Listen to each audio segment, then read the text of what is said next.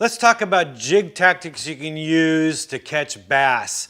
There's quite a few different ways you can do it, but I'm going to talk about the most popular ones. Let's talk about, first of all, swim jigs.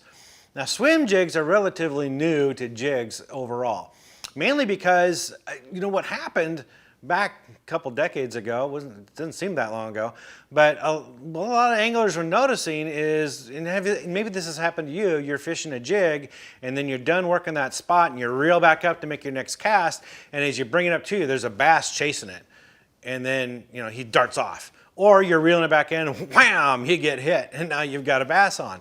Well, it didn't take too long for us bass anglers to figure out, like, hey, maybe I should just cast it out and reel it in and see if I catch a fish.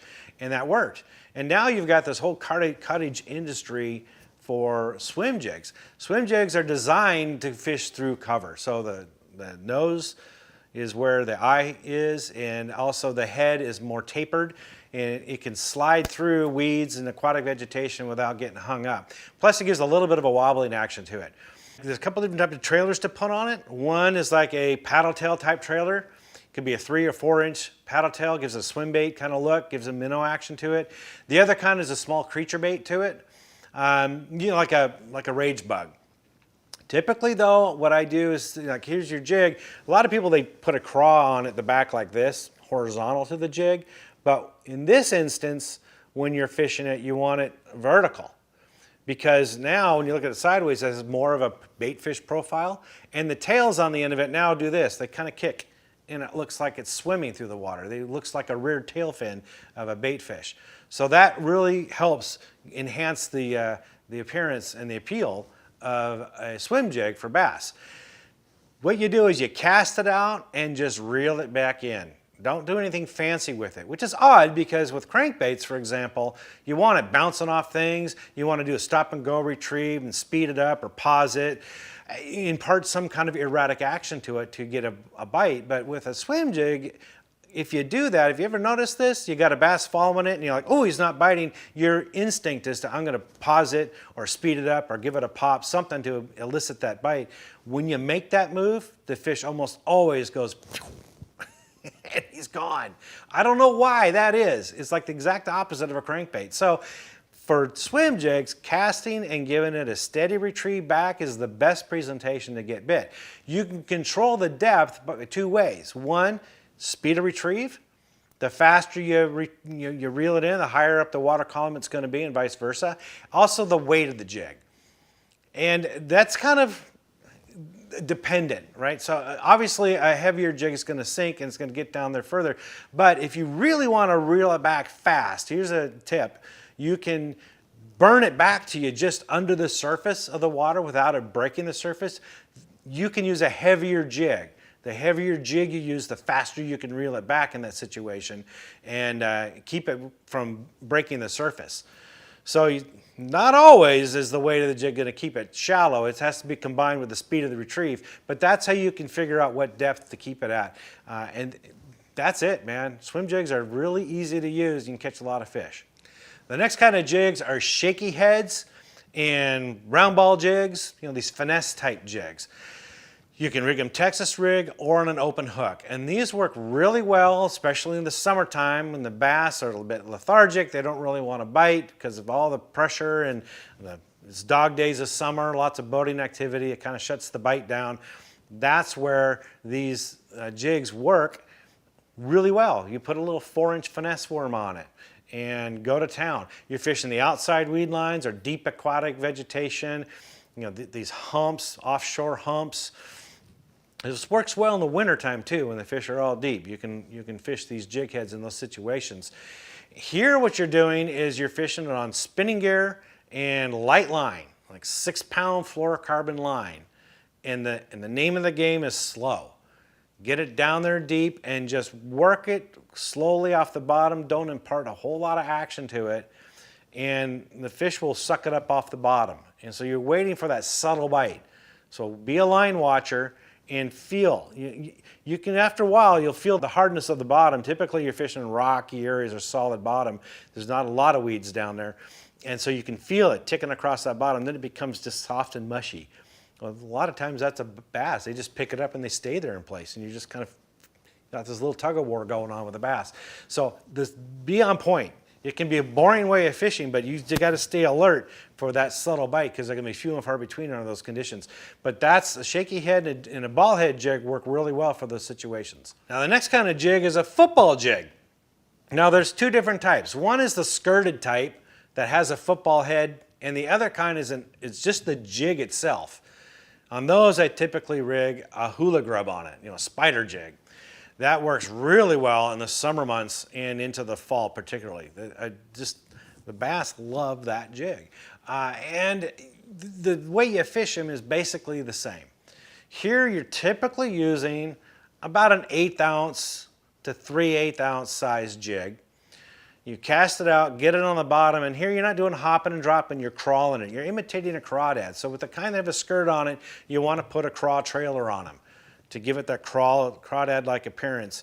And you crawl it along the bottom, and when you come up against a rock or something on the bottom, pause and just lift on the rod a bit. And what you're doing is you're rocking that, here's the rock or stick or whatever, and you're rocking that jig like this and wavering in place and waving those crawdads up or those appendages or making that hula grub dance. And you're imitating a crawdad here. And that's a staple of the bass's diet year round. This works all year long and deep. Fish it in deeper water. Typically you're not in weeds because you need the fish to see this action. So you're fishing rocky areas, you're fishing riprap, long tapering points, rocky humps and rock piles, creek channels where the creek swings in close to the shoreline, steep shoreline, especially in the wintertime. A lot of different places here is where you can fish them, but typically void of weeds. And I'm using a little bit heavier equipment here. Usually a 7-1 medium heavy fast action rod with 15-pound fluorocarbon line, not braid, because fluorocarbon is more abrasion resistant than braid when it comes to rocks. And here, we're fishing rocky and hard bottoms. So the fluorocarbon does a better job in this situation. And that's about it. You just work it nice and slow and you'll feel the fish pick up. A lot of times, especially if it's in the summertime, it's an aggressive bite. They don't just pick it up and swim off with it. They tonk, you feel them. And you just reel back and set the hook and you got them.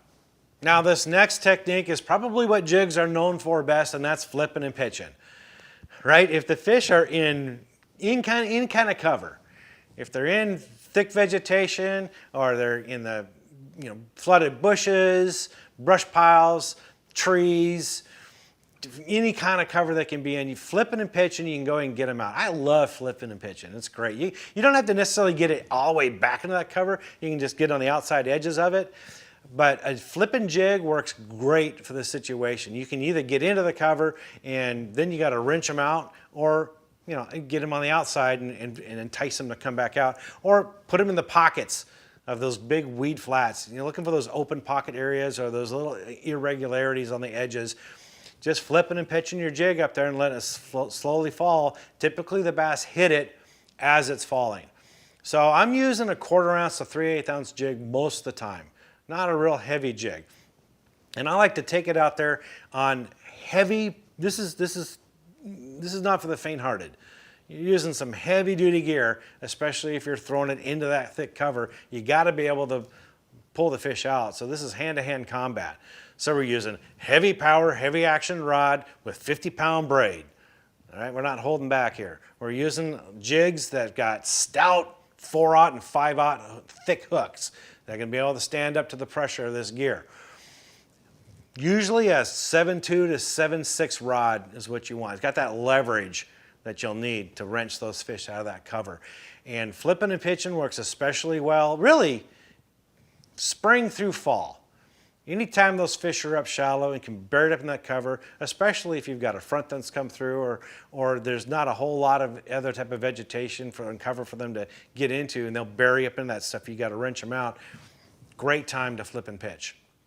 The last technique is a variance of that.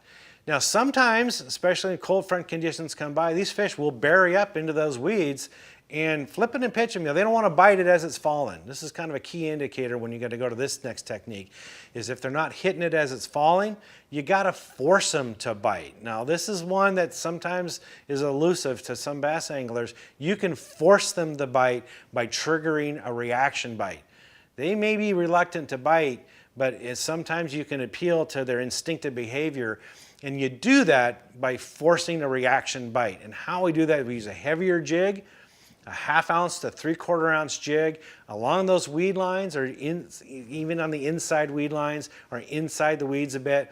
You know, the thick cover. Again, we're using the same heavy-duty hand-to-hand combat gear, but in this instance, what I want to do is you get it on the bottom, pause it, let it sit a while, 30 seconds or more.